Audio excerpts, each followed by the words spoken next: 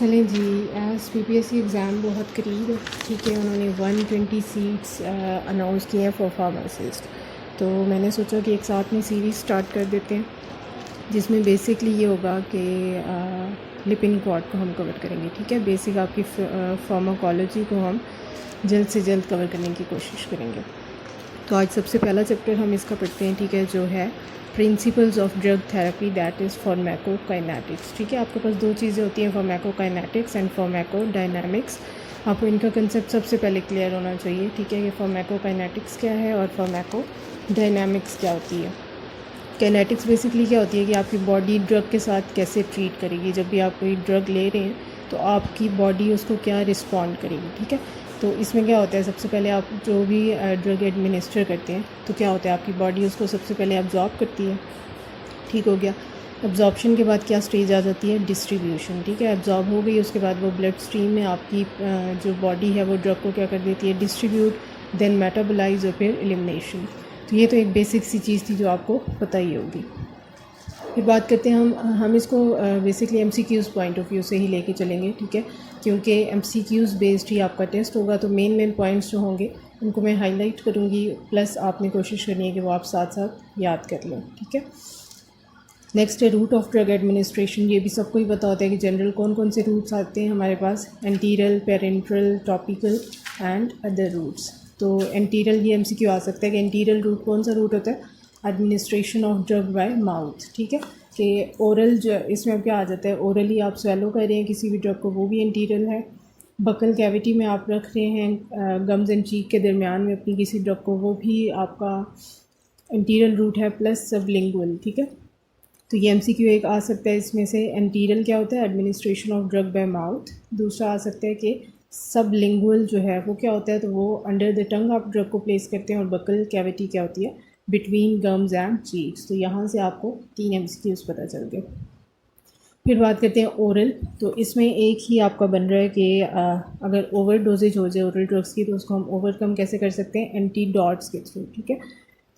दूसरी बात कि किसी एक एंटीडॉट की एग्जांपल वो पूछ सकते हैं कि एक्टिवेटेड चारकोल क्या है, या दे सकते हैं कि एंटीडॉट की एग्जांपल दें। तो आपको पता होना चाहिए कि एक्टिवेटेड चारकोल क्या है, एंटीडॉट है, और किस लिए यूज़ होता है, किसी भी पेशेंट में ओवर डोजेज हो गई है तो आप उसको कंट्रोल कर सकते हैं इसके थ्रू, ठीक है। ये हो गया एक एमसीक्यूज़। इंटेरिक कोटेड में ये एमसीक्यू आ सकता है कि आप एग्जांपल दें किसी भी इंटेरिक कोटेड पेशेंट की, तो ओमेप्राजोल इसमें मोस्ट कॉमन एक आ सकती है एग्जांपल, ठीक हो गया। एक्सटेंडेड रिलीज़, अब ये देखें इसके डिफरेंट साइंस हैं, ER, XR, XL, SR। तो एक्सटेंडेड रिलीज़ पे पेशेंट्स को आप इन डिफरेंट टर्म्स में लिख सकते हैं। तो ये एमसीक्यू आ सकता है कि ER क्या चीज़ है, तो ये एक्सटेंडेड रिलीज़ है। इसी तरह XL क्या चीज़ है, ये भी एक्सटेंडेड रिलीज़ टैबलेट्स के लिए यूज़ होता है। SR भी इसी के लिए, और XR भी, ठीक है। अच्छा, उसके बाद क्या ये आ सकता है कि एक्सटेंडेड रिलीज़ पे पेशेंट्स की एब्जॉर्प्शन क्या होती है, रैपिड होती है या स्लो होती है या इंटरमीडिएट होती है। तो आपको पता होना चाहिए कि एक्सटेंडेड रिलीज़ पे पेशेंट्स की एब्जॉर्प्शन हमेशा स्लो होती है, ठीक है। वो बहुत स्लोली एब्जॉर्ब होते हैं, प्लस उनका ड्यूरेशन ऑफ एक्शन बहुत देर तक रहता है, ठीक है। ये एमसीक्यू भी याद हो गया कि एक्सटेंडेड रिलीज़ पे पेशेंट्स की एब्जॉर्प्शन बहुत स्लो होती है, ठीक है, और उनका प्रोलॉन्ग ड्यूरेशन ऑफ एक्शन होता है। बाकी इसमें यह है कि मॉर्फिन की हाफ़ लाइफ, एक और एमसीक्यू आ गया कि हाफ़ लाइफ ओरल मॉर्फिन की क्या होती है, 2 to 4 आवर्स। इसको भी याद कर लें कि ओरल मॉर्फिन की हाफ़ लाइफ कितनी होती है, 2 to 4 आवर्स। और ये यूज़ किस लिए होती है, पेन रिलीफ के लिए। 6 टाइम आपको इसे डेली देना पड़ता है अगर आपने कंटिन्यूसली पेन को रिलीव करना है, ठीक है। इसमें 3 एमसीक्यू हो गए। ओरल मॉर्फिन की हाफ़ लाइफ होती है 2 to 4 आवर्स। 6 टाइम इसे आपको कंज्यूम करना पड़ता है, और यूज़ किस लिए होती है, पेन रिलीफ के लिए। बाकी अगर आप एक्सटेंडेड रिलीज़ फॉर्म में इसे यूज़ करें तो फिर आपके लिए 2 डोजेज़ इनफ हैं। तो ये आपका एक आ सकता है, आपने याद रखना है कि अगर आप वैसे ओरली ले रहे हैं तो उस केस में आपको 6 टाइम्स लेना है फॉर कंटिन्यूस पेन रिलीफ। और अगर आप इसको एक्सटेंडेड रिलीज़ फॉर्म में ले रहे हैं तो फिर आपके लिए 2 डोजेज़ इनफ हैं, ठीक है। और हाफ़ लाइफ कितनी थी मॉर्फिन की, 2 to 4 आवर्स। सबलिंगुअल क्या होता है, वही बस इसमें आपको ये पता होना चाहिए कि इसकी रैपिड एब्जॉर्प्शन है। अभी हमने एक्सटेंडेड रिलीज़ की बात की थी कि उसमें स्लो होती है एब्जॉर्प्शन, और सबलिंगुअल के केस में रैपिड एब्जॉर्प्शन है। फिर आ जाता है जी पेरेंट्रल रूट। पता ही है कि सिस्टमिक सर्कुलेशन में डायरेक्ट हमारी ड्रग जाएगी, ठीक है। इसमें फ़र्स्ट पास मेटाबॉलिज्म नहीं होता, निगलेक्ट हो जाता है वो। दूसरी बात ये कि इसमें एग्जांपल वो पूछ सकते हैं कि कोई ऐसी ड्रग बताएं जो पुअरली एब्जॉर्ब होती है जीआई ट्रैक्ट से, ठीक है। या आपके एमसीक्यू आ सकता है कि कोई ऐसी ड्रग बताएं जो पुअरली एब्जॉर्ब होती है फ्रॉम जीआई ट्रैक्ट, तो उसकी एग्जांपल क्या है, हेपरिन। याद होना चाहिए कि हेपरिन की पुअर एब्जॉर्प्शन होती है फ्रॉम जीआई ट्रैक्ट। और ये एमसीक्यू आ सकते हैं कि कोई ऐसी ड्रग बताएं जो अनस्टेबल हो जीआई ट्रैक्ट में। तो अनस्टेबल कौन सी ड्रग होती है जीआई ट्रैक्ट में, इंसुलिन, ठीक है। फिर आ जाता है इसमें फिर फर्दर पेरेंट्रल में आईवी, आईएम, सबक्यूटेनियस और इंट्राडर्मल आ जाते हैं, ठीक है।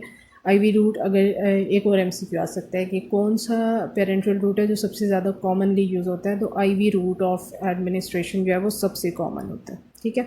फिर बोलस का पता होना चाहिए क्या होता है और इन्फ्यूजन क्या होती है। तो बोलस क्या है कि आप पूरी ड्रग को एक ही टाइम पे एडमिनिस्टर करा दें, ठीक है। Full amount of drug is administered to systemic circulation immediately, तो उसे हम कहते हैं बोलस, ठीक है। उसमें रैपिडली इफेक्ट आ जाता है। और आईवी इन्फ्यूजन्स क्या होती हैं कि आप प्रोलॉन्ग पीरियड ऑफ टाइम के लिए आहिस्ता आहिस्ता उसको इन्फ्यूज़ करते रहें, तो वो चीज़ होती है इन्फ्यूजन। और बोलस क्या है, एक ही दफ़ा सारी ड्रग को एडमिनिस्टर करा दें। आईएम की बात करते हैं तो आईएम रूट जो है उसमें क्या होता है कि दो तरह की यूज़ हो सकती हैं, या ऐसी होंगी जो एब्जॉर्ब होंगी रैपिडली, या ऐसी होंगी जो एब्जॉर्ब होंगी स्लोली, ठीक है।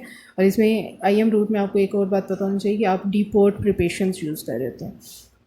अब ये डीपोर्ट प्रिपरेशन क्या होती है, ये बेसिकली आप सस्पेंशन प्रिपेयर कर रहे होते हैं ड्रग की इन नॉन एक्वस वेहिकल, ठीक है। ये चीज़ भी हो गई। सबक्यूटेनियस में ऐसा कुछ नहीं है, लेकिन बस ये है कि इसका सबक्यूटेनियस का जो एक्शन होता है वो स्लो होता है as compare to IV route, ये पता होना चाहिए। अच्छा, इंट्राडर्मल में क्या है, डर्मस आपकी जो स्किन की लेयर है उसमें आप, इसमें ऐसा कोई एमसीक्यू नहीं है। फिर आ जाते हैं other inhalation and nasal preparations. तो आपको ये पता होना चाहिए कि नेज़ल प्रिपरेशंस या इन्हेलर वगैरह आप उनमें यूज़ कर रहे होते हैं जिनमें रेस्पिरेटरी ट्रैक डिसऑर्डर्स होते हैं, ठीक है, जैसे अस्थमा के पेशेंट्स हो गए। बाकी क्रोनिक ऑब्स्ट्रक्टिव पल्मोनरी डिजीज़, ये एमसीक्यू आ सकता है कि सीओपीडी लिखा हुआ होगा कि ये किस चीज़ की फॉर्म है, ये क्या है, तो आपको पता होना चाहिए कि सीओपीडी शॉर्ट फॉर्म है क्रोनिक ऑब्स्ट्रक्टिव पल्मोनरी डिजीज़ के लिए। इंट्राथीकल या इंट्रावेंट्रिकुलर क्या होता है कि blood brain barrier typically delays और prevent the absorption of drug into central nervous system. तो आप उस केस में क्या करते हैं कि आप ड्रग को डायरेक्टली सेरिब्रोस्पाइनल फ्लूइड में इंजेक्ट करा देते हैं, ठीक है। ट्रांसडर्मल क्या होता है, इसमें भी वही है कि सिस्टमिक इफेक्ट आ रहा होता है, ठीक है, रैपिडली इफेक्ट आ रहा होता है। क्या होता है कि आप पैचेस यूज़ कर रहे होते हैं, जैसे यहाँ फिगर में शो भी किया हुआ है, तो बस उसके थ्रू आपकी ड्रग रिलीज़ होती रहती है। फिर आ जाता है जी rectal route, because 50% of drainage of rectal region bypass the portal circulation. ये एमसीक्यू है कि 50% जो होता है रेक्टल रूट में पोर्टल सर्कुलेशन को बाईपास कर रहा होता है, ठीक है। तो आगे अब हम देखेंगे एब्जॉर्प्शन ऑफ ड्रग्स, और प्लस हम इस टेबल को डिस्कस करेंगे अपनी नेक्स्ट वीडियो में।